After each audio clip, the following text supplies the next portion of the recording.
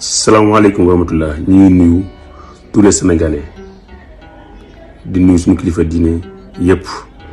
di jëlee ci nuyu bi sëñ Mouhamadou Mountakha Bassirou Mbacké di ko ziar bu baax a baax gars yi dañuy ñëw benn vidéo bu gàtt rek man la Cheikh Sylla président mouvement Defar Sénégal. vidéo bi gàtt li ko waral mooy Cheikh Abdou Mbacké Bara Dolly Cheikh Abdou Mbacké Bara Dolly il faut nga arrêter si yi ngay def. lu ëpp na day tuur ñun yàgg nañ am na ñu métti ci yow say kàddu say sorti mais lu ëpp tuur yow booy politique sa politique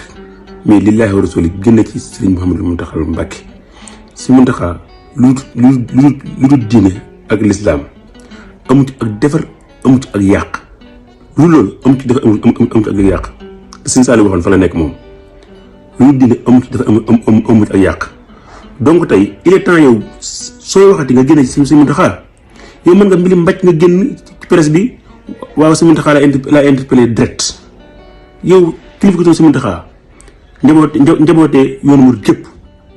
yow saa fooy wax ak Macky Sall wala bu wax sa waxi politique jël say fen yu rëy di ko seedee sëriñ bi loolu dafa ñaaw arrêté say yi ngay def sooy waxati ci say politique wala nga wax ak Macky Sall day politique comme yow wax la moom direct yow loolu yow la engagé wala boo xam kenn kuy politique yow la engagé mais waroo di waxati di ci dugal Sëriñ Mountakha surtout nga topp télé yi ak plateau yi di fen di ko dëggalee sëñ bi loolu dafa ñaaw il est temps nga arrêté boo arrêté wul ñun ñoo jàmmoorlu ak yow arrêté si yi ngay def si su nga gën ci média bi di fen yoo xam si moom li nga xam ne dara du ci dëgg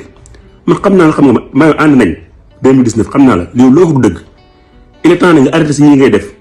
ok wasalaamaaleykum gars yi maa ngi jégalu. yéen a ngi ànd ak seen portail Baol Média nekk fii ci Mbàkke Bawol ngeen ci am bépp actualité ànd leen ak seen portail Baol Média di premier portail d'information générale fii ci région bu Diourbel Baol Média xibaar yu wér te wóor te leer